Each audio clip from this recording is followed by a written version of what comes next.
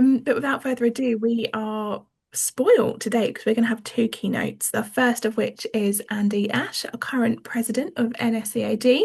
Um, and I had a little glimpse of it just a moment ago. I think going to be talking about walking to some extent. So, Andy, whenever you're ready, please share the screen and the floor is yours. Thank you very much.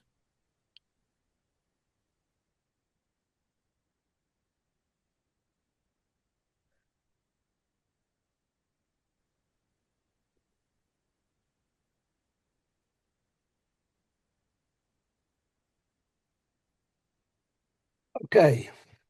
Can you hear me okay, Abby?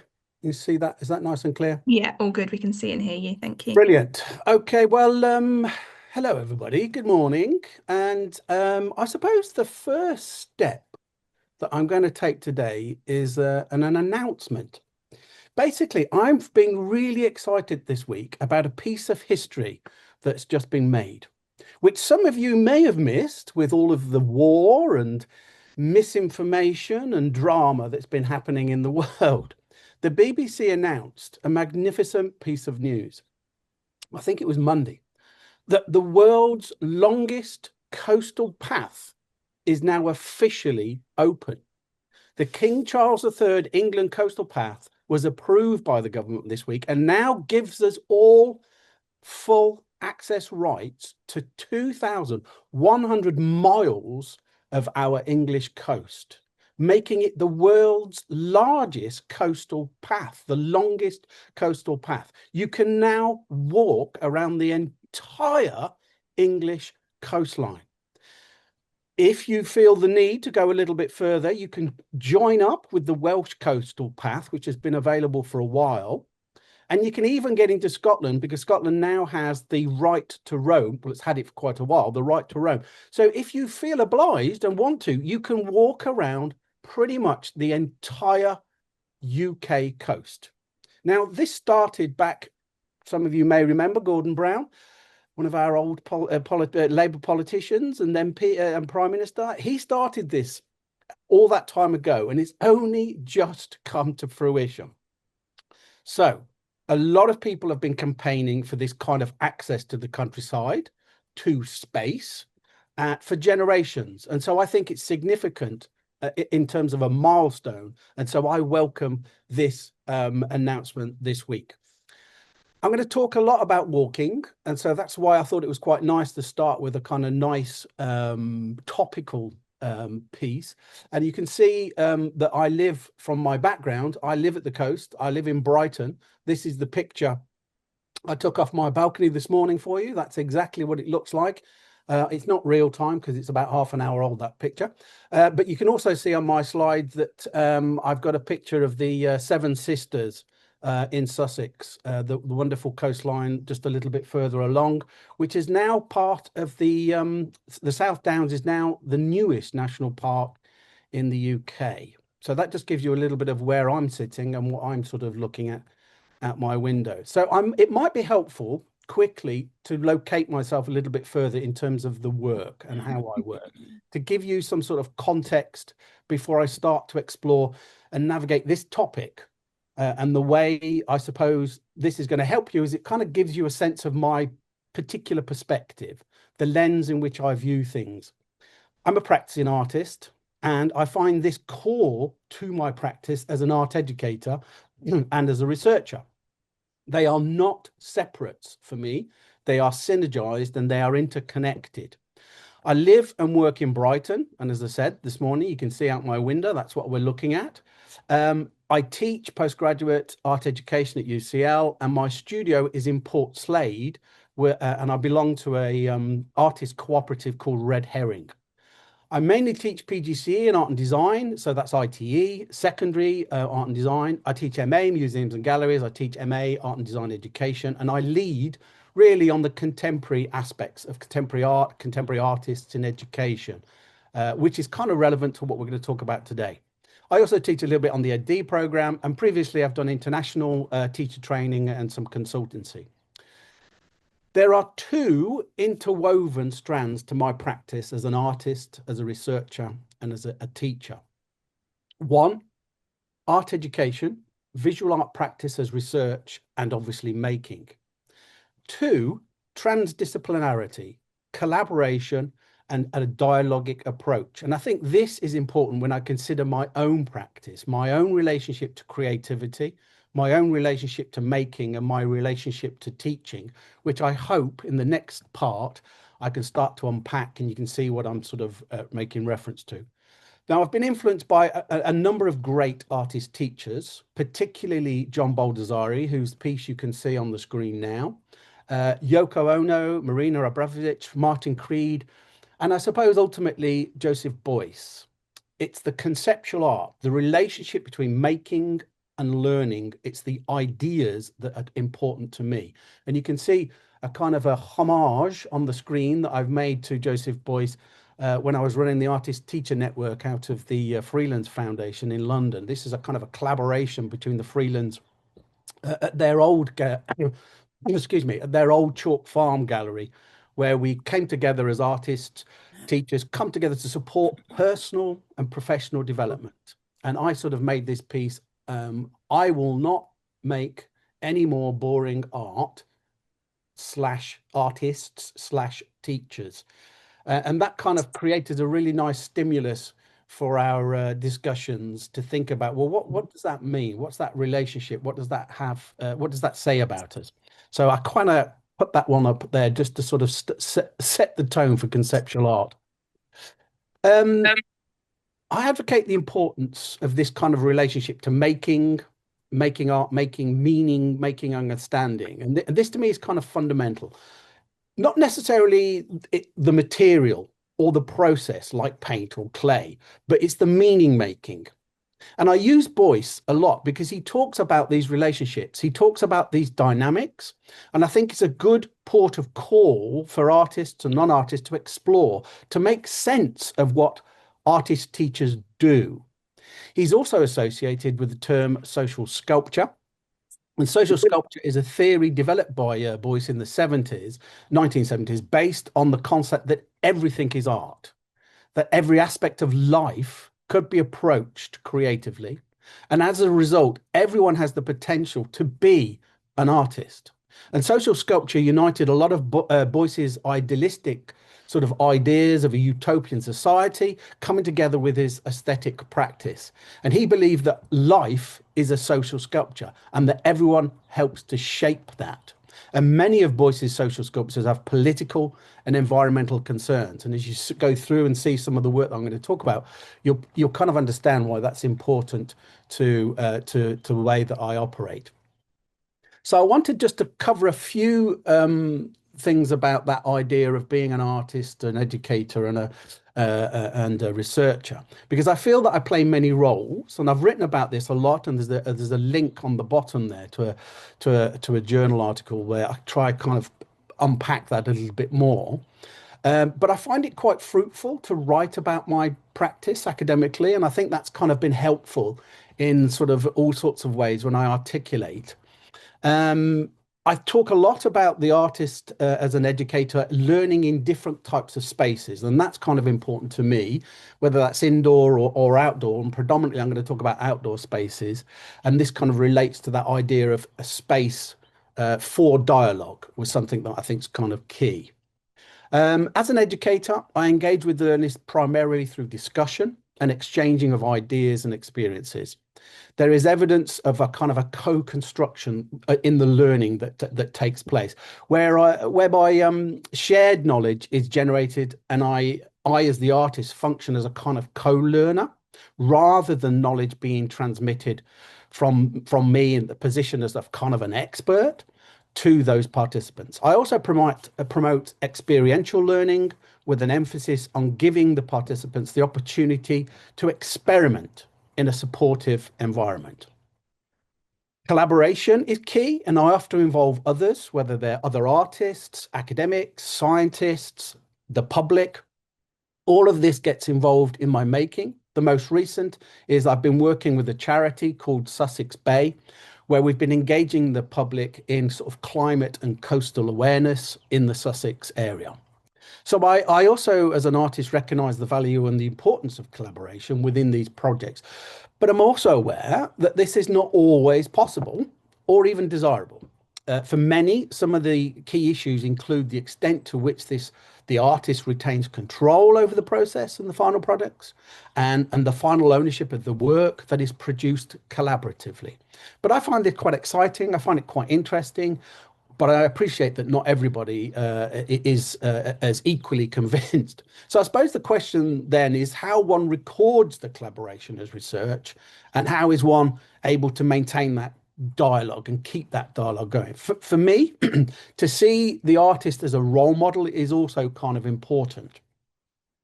Certainly in my role that I play at the university and in some of the collaborations in the community, there are kind of numerous networks that I belong to. I belong to the socially engaged practice group in Brighton, which is a national organisation.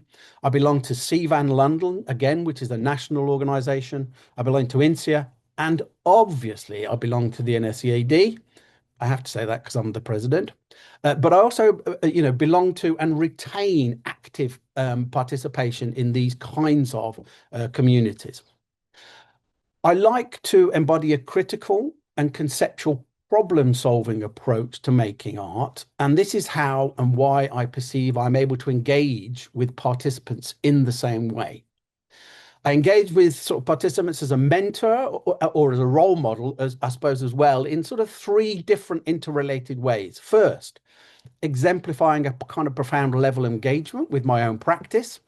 I talk about it a lot. Secondly, by demonstrating my particular working methods and critical and creative approaches. Some of that you'll see today. And thirdly, embodying the concept of the idea of a successful artist. Not sure about that one, but I'll say it anyway. Maybe the pedagogical model of apprenticeship sort of resonates a little with some of this as well. It may be relevant here. I do feel responsibility, though, as an artist to support other artists. And again, that's probably why I'm here today. So the final two, I think, are kind of you'll see in the work that I've been doing is that I think it's important for me to see the artist as a social activist. The political issue-based dimension is important to me, where I consider I have a responsibility to address social and political issues and to enable the participants to articulate ideas that are important to that group. I seek to give voice to participants and to encourage a broader critical and reflective thinking. And I also, as I said, I belong to the Socially Engaged Practice Network in Brighton, and we collaborate, we research, we show. And I think that sort of way of working is really key with certain types of issues. Recently, we did something at the Bath Fringe Festival as a group, and we collaborated with other artists in the Bath area. That was all based around space and place and climate issues around being an artist. And as I mentioned, also, I'm working with Sussex Bay, and there'll be a show coming up soon looking at that kind of element. So finally, as an artist and sort of researcher or an inquirer or an academic with artistic practice and artistic work, I suppose I've acquired these skills and this knowledge through my own education, but also through my individual creative and life experiences. There is no set career path that I have followed here. And in fact, for many years, this kind of way of operating wasn't really supported by universities, wasn't really supported in my own institution. It's only now that it is starting to become perhaps more evident and obvious as a way of working. And equally, that sort of relationship between the artist's individual creative practice, their collaborative, their community-based work, it's complex. With some, sort of artists trying to keep these separate and others trying to combine with mixed kind of results. And I think that's been a tension throughout my academic career as well, that sort of how that's perceived and seen by institutions like a university or a school or a college. With each form of creative or educational practice, I feel that I've engaged in a process of inquiry. And I'll just keep it as simple as that. And I'll show some examples of how that happens a little bit later. So making and showing is important to me. It's central to what I do, and it forms the basis for my understanding and my teaching. It's a dialogue, a way of developing understanding and knowledge, but it's also a research output in its own right. Visual art practice as research is now the term that I think I use and most people use. And I do this in a range of sort of local, national, and perhaps international sort of spaces and areas. Okay, enough of that context. Let's get to today's title and today's focus: name, method, and path. And I'm going to zoom in here. I begin this walk by carrying a name, Walker. Now, my mother's maiden name is Walker. The family name, Walker, is one of the most widely distributed occupational surnames in the English-speaking world. It's up there with Smith and Cooper. At its root, the name is grounded not simply in movement, but in work, process, and transformation. While today, walker is commonly understood as one who walks, historically, the name carried a far more specific and material meaning. In Old English, the verb welcome meant to roll, to tread, to press, or to knead. And from this emerged the occupation of the fuller, a textile worker responsible for cleaning and thickening woolen cloth. Fulling involved trampling cloth, often with the feet, in water mixed with either clay or urine to remove oils and could compact the fibers. People who performed these tasks were known as walkers because they literally walked on the cloth. Thus, the surname Walker originally signified one who processes fabric through bodily labor, embodying the name in tactile, repetitive, and rhythmic action. Walking here was not about travel or leisure, but it was about embodied work and material transformation. During the Middle Ages, the surname became surnames per se became fixed identifiers. Many individuals were named after their trade. So Walker became common in England, particularly in the regions with strong textile production like Yorkshire, Lancashire, the Midlands, Scotland, some of the Outer Hebrides. The name marked a person's place within a social and economic system, connecting body, labour, and craft. This understanding positions the walker not as a passive mover through space, but as an active agent whose walking produces change. The act of walking was purposeful, weight-bearing, and generative. It shaped, just as it shaped social identity. So the meaning of walker is also mirrored across Europe. Some of the related names refer to the same occupation. So in sort of Germanic, it's Walkner. In French, please excuse my expressions in different languages, it's quite poor. In French, it's Foulon. In Italian, it's Valcha. And in Swiss German, it's Bauler. Now, these linguistic parallels reveal a shared European understanding of walking as a method of working with matter, particularly textiles. And the widespread appearance of the name across culture suggests how central this embodied practice was to pre-industrial life. And an additional note here, particularly from my Scottish family heritage, they tell me that in Scotland, someone responsible for managing the forest, walking the forest, maintaining the trees and the land, monitoring for the lord of the manor is also called a walker. So I've just put there's a nice piece here that on the screen from a installation I made in 2020, and I'll come to it a little bit later. So we have some really early depictions of this process from as far back as from Pompeii. You can see here from ancient Rome fresco, something called a flonica, which is a fullery, and a laundry shop with the fuller, same in England, it's a walker, but in southern England, somebody was telling me that the term is a tucker, which I'm not quite sure.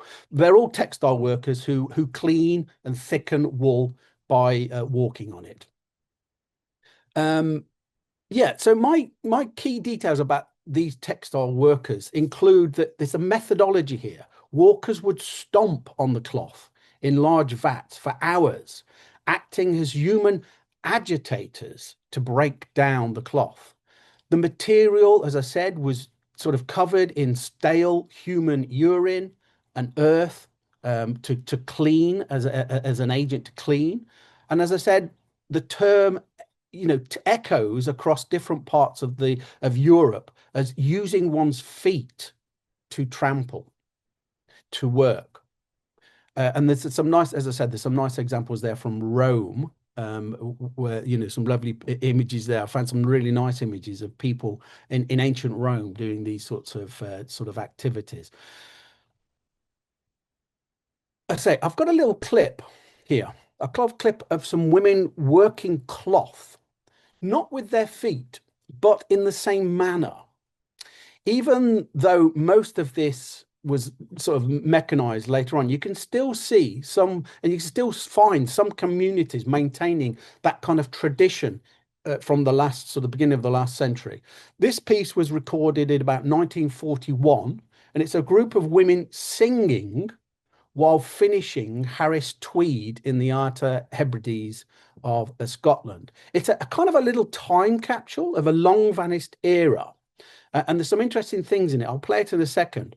But the girls we see in here, the women and the girls we see in here are walking or tucking the tweed cloth, a form of finishing to remove the oil. And it was a social occasion for the islanders to get together, to sing walking songs, and perhaps, I'm sure, have a good laugh and a good gossip. It also is quite hard work, and the practice has since disappeared and been industrialized. But I think what's quite interesting here is the sense of community, the collaborative activity, and singing, which I think is really lovely. So I'll just play a little clip for you. Let me know if it's coming through.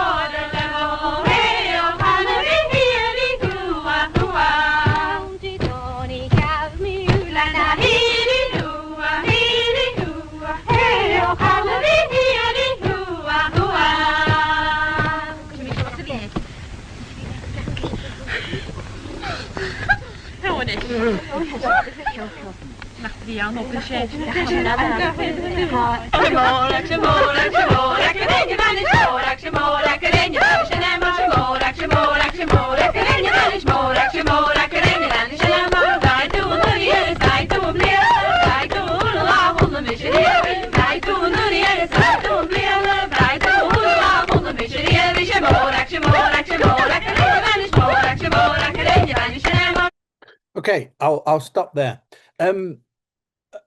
What's quite interesting about this, I think, is that, and because my Scottish is quite distant and not particularly brilliant, but even I can recognize that the singing isn't really real words. They are often made up words which are interspersed with names and places. So it's more about the rhythm. It's more about the sound than it is about telling a story, which I think is interesting. It's about the participation. It's about being together. It's about the joining in to maintain the action and the work. And I would imagine also to relieve the boredom of doing this sort of activity, which I think is kind of interesting. And I'll kind of come to it because I think that's sort of something I want to sort of interpret in my own way. Sorry, I want to move on from you, as beautiful as you are. So there's been a shift in the meaning over time, which I just established. And as industrialization mechanized textile production, the occupation of walking on cloth disappeared. However, the surname remained, gradually shedding its sort of specific trade association. And over time, walker can be interpreted literally, one who walks, travels, or moves on foot. So this sort of semantical shift from craft-based labor to abstract notion reflects that kind of broader cultural change. Walking moved from being a form of work to a form of transport, maybe reflection and or even leisure. Yet the deeper historical meanings linger beneath the surface of the name. And because of this, its layered history, the name Walker carries more symbolic and personal associations for me. It's the embodiment. And these are what I take and think about in my own work. It's the embodiment. It's the idea of knowledge and labor generated through the body. It's the process, the change achieved through repetition and duration. It's the transformation, material, personal, or spiritual. And it's the movement with purpose, walking as action, not wandering. And in literal and philosophical, walkers often appear as figures of insight, observation, or transition. And when viewed through that historical lens, the surname Walker suggests not merely motion through space, but engagement with the world through sustained physical presence. And now, if I think contemporary relevance and start to apply it to myself, today the name Walker resonates powerfully within practices that emphasize walking as method. Whether in art, pedagogy, philosophy, or ecology, its origins align with contemporary ideas of walking as thinking. We've had many that have written and talked about that. Walking as making, and walking as a relational practice. The historical walker was someone who learned by doing, by treading, by feeling resistance underfoot. And in this sense, the name bridges past and present, from those medieval cloth workers shaping wool with their feet to modern practitioners using walking to shape thought, perception, and creative work. And so the piece on the left-hand side you see is a recent gel print with text. It's a series based on footprints, my own walking boots, depicting my soul, the literal, physical, as well as the metaphysical and the internal soul. So we talked a lot about the name, what it carries within its dense sort of convergence of labor, movement, and knowing, but historically rooted in embodied work and materially ground action. The name resonates strongly with contemporary practice of walking pedagogy and artistic inquiry. And when viewed alongside sort of Buddhist understandings of walking as a reflective and mindful practice, Walker emerged not merely as a surname or a descriptor, but as a methodological identity, one who learns, one who makes, and one who understands through movement. And the Walker as embodied knowledge, etymologically, as I said, etymologically, the name Walker from that old English Vulcan, role, need, that sort of historical name was learned through repetition, through weight, and through duration. And knowledge was not abstracted, but was generated through feet, through sustained bodily contact with material. And walking for me is a form of work, and work is a form of knowing. So walking pedagogy echoes this logic. And in contemporary educational and artistic contexts, walking becomes a way of thinking through the body rather than about it. The walker learns by moving within the world, allowing sensation, rhythm, and the environment to shape understanding. And the name thus aligns with a pedagogical shift from a detached cognition towards an embodied, situated knowledge. And for me, this connection is especially potent. I do not stand outside the work, I enter it. Each step becomes a mark, each route a process, each pause a moment of insight. And walking pedagogy positions the body as both tool and archive, carrying traces of experience that later surface as drawings or prints or writing or sound, and in my case, also performance.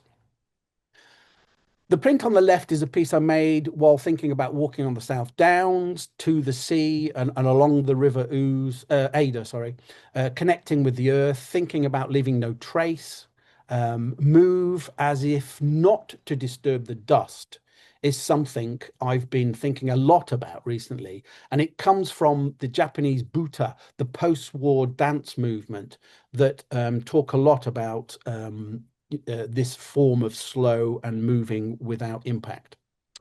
Walking as an artistic practice, it is my artistic practice. I generate material through movement. Walking becomes a form of making, not merely preparation. Routes are drawn through space. Time is measured in steps, and thought involves at a walking pace. The historical walker transforms wool by treading. The contemporary walker transforms perception by moving attentively through the landscape. This continually highlights walking as a process-based art form. It privileges duration over outcome, attention over spectacle. And walking-based artists often produce maps, journals, poems, scores, ephemeral actions that kind of resist closure. These works mirror the logic of walking itself. It's open-ended, it's responsive, and it's relational. And the walker then is not defined by destination, but by the engagement. An artistic walking practice often emphasize slowness, repetition, return, qualities that allow deeper connections with place and space. And these approaches echoes the original walker's labor, whose transformation occurred gradually through sustained action rather than a sudden intervention. So the art of walking was on the right hand side there is some sections from an installation I did in 2020, and it's a kind of useful because it's very much based around that relationship between pedagogy and practice. And walking pedagogy frames learning as something that unfolds along a path rather within a fixed structure, something that's not really particularly politically supported at the moment. But anyway, the walker learns through encounter, through whether that's the weather, the terrain, the memory, and chance. Knowledge is not delivered, it is discovered in motion. And here the name walker becomes pedagogically a shorthand for a learner who is active, responsive, and situated. And walking pedagogy values not mastery, but attentiveness, not efficiency, but presence. The walker does not rush to conclusions. They arrive gradually, shaped by what they meet along the way. And this resonates with alternative kind of educational models that prioritize experiential learning, ecological awareness, reflective practice. The walker learns with the world, not above it. And again, you can see why I'm quite interested in some of the Japanese philosophy around this kind of understanding, and as well as with Joseph Beuys. And I often make these kinds of installations, ways to immerse the audience in the work, the ways that you can visit, you can discuss, you can move. And the focus of this residency, this was a part of, it was that kind of way of working with other artists and working in these kinds of spaces that have been generated. So yeah, this was a kind of a collection of some of the works that you can see. It's an investigation into the relationship between the brain, the body, the soul, and art making, and a kind of a dialogue through while walking, a conversation with myself whilst walking. And I did this through prints, sculptures, objects, asking questions about time, questions about space and consciousness of the artist and the world, as much as, just putting one foot in front of the other. I kind of invited the students and the international artists to consider some of these themes about footprints, about lines, intimate reflections, the inner and the outer sort of landscape, the soul, as in the base of my shoe, and the soul as in your internal, and the interplay between the body, the mind, and the world whilst walking. Yeah, okay, I'm going to move on from that. So let me just sort of play with one or two Buddhist perspectives about this walking as a kind of mindful learning. Buddhist traditions offer a profound parallel to this understanding. And in Buddhism, walking meditation, kinhi, is a central practice, particularly in Zen traditions. Walking meditation is not a break from learning or contemplation, it is learning. Each step becomes an object of awareness. The walker attends to breath, to posture, to contact with the ground, and the arising of thought. And in this contact, the walker is a practitioner of mindful movement, cultivating insights through embodied attention. Walking is a form of reflection that does not rely on verbal analysis, but on direct experience. The path becomes a teacher. The body becomes a site of understanding. And this aligns with walking pedagogy and artistic walking practice. Both emphasize slowness and openness to what arises, but understand that learning happens through repetition and attention rather than accumulated through information. The Buddhist walker learns not by reaching a goal, but by fully inhabiting each step. So the walker as a kind of an ethical figure is kind of interesting because in Buddhist thought, mindful walking also carries an ethical dimension. To walk attentively is to walk without harm, to be aware of the one's impact on the ground, on other beings, on the surrounding world. The ethical effectiveness resonates with my contemporary artistic and pedagogical concerns around ecology, sustainability, and care. And I've talked a little bit about this in the past. The walker, in this sense, becomes a figure of responsibility. Walking pedagogy encourages learners and artists to move through environments with sensitivity, recognizing the entanglement with human and non-human systems. And the historical walker moved with material through touch and pressure, and the contemporary walker works with place through awareness and respect. And there's a really lovely example of Buddhist carvings of actual depictions of Buddha's feet, which are quite symbolic. There's lots of references to Buddha and his feet in Japan sort of shrines. And I've got a couple of really lovely pictures of some of these. So the piece that you see on the screen now is from a collection of work that I made for the Singapore Biennale in 2022 and was at the NIE Gallery. And it forms a kind of collection of works which investigated that relationship again between the brain, the body, the soul, and art making. And there was a series of prints and sculptures and objects that created questions around consciousness of the artist, about putting one foot in front of the other. And I was kind of really thinking about encouraging that sort of interplay between the inner and the outer. And this piece is called To Make Concrete. And it's a play on words, a common feature in a lot of my work. They have multiple meanings. It can be read literally, but it can be more in the abstract. And I've placed these kinds of cast stone feet, they're my feet, on the soil of Singapore as a kind of symbolic gesture, which I collected locally in front of the gallery. There was a new metro station being made literally in front of the gallery. So a new development, this idea of things moving forward, movement and moving forward, grounded in that space and that place. And it was a really nice gesture of making, for me, that relationship or link in the space. So I had to go and ask the workers if I could take some of their soil, which is an incredible color, by the way. Walker as identity and practice. When the walker is understood through these layered meanings, historical, pedagogical, artistic, and spiritual, it becomes more than a label. It becomes an orientation towards the world. To be a walker is to value process over product, experience over abstraction, and presence over speed. And in walking pedagogy, the walker is both student and teacher. And in artistic practice, the walker is both maker and medium. Yeah. So in Buddhist understanding, the walker is both practitioner and path. Across these contexts, walking is not a means to an end, but a way of being in sort of relationship. So to conclude, walking as a living knowledge, the name walker binds together labor and learning, movement and meaning.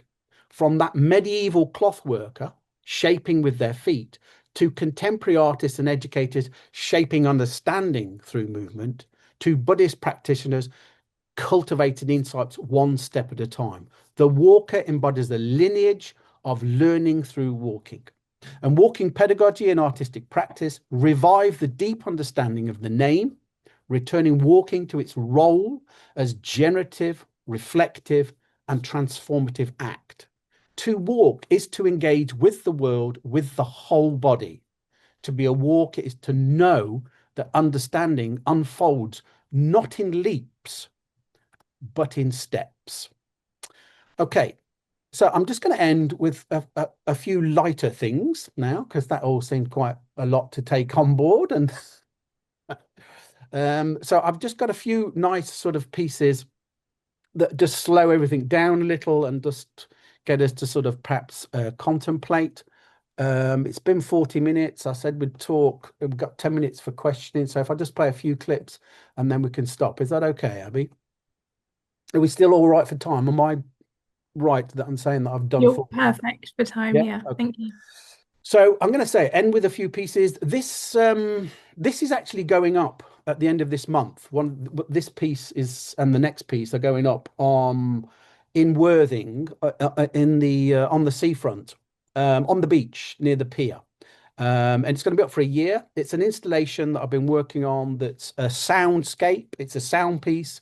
And so you'll be able to go to the seafront. You'll be able to sort of use your QR code, download this soundscape, and be able to sort of engage with some of the images that are going to be displayed, and obviously the work that I've made. I'm a firm believer that you're only as good as the last piece of work. So let's see if that's still true. And so let's expose the fool for what he thinks. I'm interested in what happens at that kind of intersection of conceptual art and spaces. And as I said, walking as artistic practice. And I'm really interested in the moments and the opportunities that space has to play and how I inquire research. And so this piece, in fact, I'll play it and I'll talk over it, is, as I say, it's a soundscape. It takes a few seconds to load.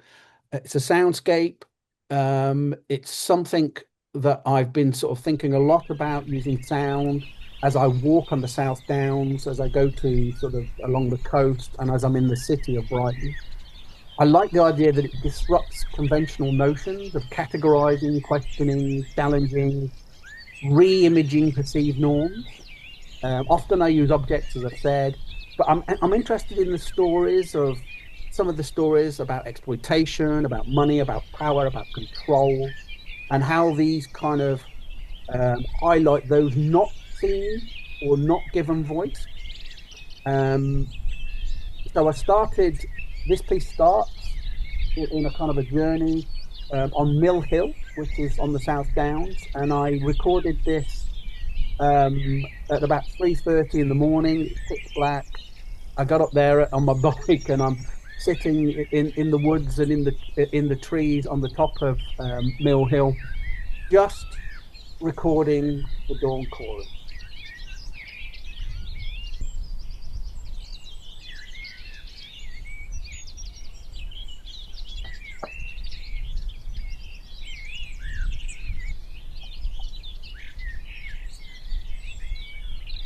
It kind of engages me with the phonological idea of walking and listening as entwined modes of encountering a landscape. And I recorded this through the Downs, along the River Ada, and into the port, and finally into Sussex Bay. And I'm trying to foreground the soundscape as both material and experiential. So from this dawn chorus, we shift acoustically to the river, to the banks, to the different rhythms, the different sort of, different aspects until I get to the port. And my studio is in the port. It's Shoreham Port. My studio is in the port, and so I look out at this port a lot, and I'm kind of interested in that relationship between humans making industry, um, yeah, and the space on the coast. I'm going to move some of this on so you can hear some of the other sections. So forgive me. Um, so if we get to about, yeah. So a lot of the downs at that point is really wet. It's really boggy. It's really kind of once you get off the top, it starts to get quite moist underfoot. And I'm quite interested in the discourse of, acoustic ecology and sound art. And this kind of explores that way that sound both constitutes and mediates our relationship with the place. I'm looking at the ephemeral. I'm looking at the overlooked, whether that's something like the daybreak or something like the squidgy sounds when you're walking, or the voices that interplay, the currents and the different places. So we go on to, that's not very, oh yes, okay. So now we're starting to hit some of the more industrial. And we can just start to hear a boat appearing in the lock. We'll just start to hear some of the, um, sort of work orientated aspects of this area, which is part of that sort of, yeah, the memory and the movement and the embodied sort of space. And if I go a little bit further, I go to, oh, hello. Why has that gone quiet?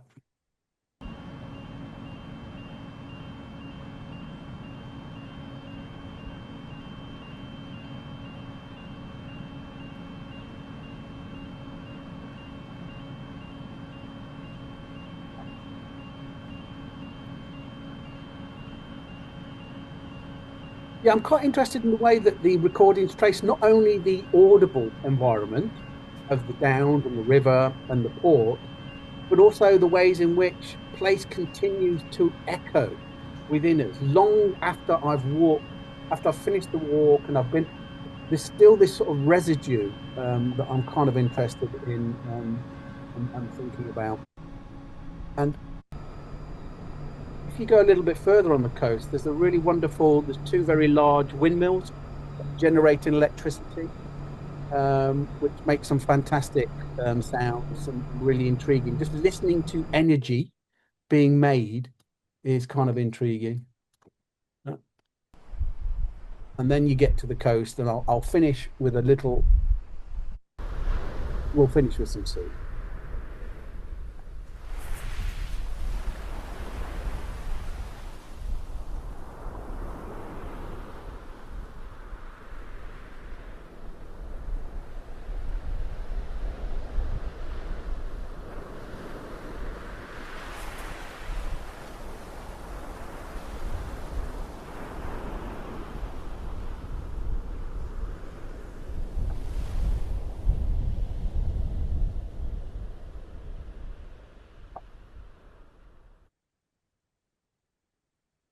Okay. I'm going to skip this last bit. They're just not really lovely black and white photographs that I'm going to show in WRAP, which is a gallery in front of the train station in Brighton. Opens next month. More than welcome. Anybody's can come along. The private views on the 24th of April, which you can get through Eventbrite. It's a really kind of lovely, supportive space that's been developed through Sussex Bay, the charity that's funding and supporting and helping us to engage. I'm going to wrap up. So every walk ends, but the practice does not. I think this work shows this clearly, that walk continues in a loop. You walk, you make, you reflect, you walk again. It's not simply about producing outcomes, it's about sustaining attention. And so to me, to be a walker by name, by practice, by pedagogy, is to commit to learning through movement. The work teaches that walking is not merely a way of getting somewhere, it's a way of knowing. And so Yeah, it helps me to sort of think about this as an approach for learning, artistic practice grounded in that physical and sensory act. It positions movement as a generative method of observation, reflection, knowledge making. And for artists, walking becomes a form of embodied research, allowing direct engagement with landscape, urban environments, social contexts.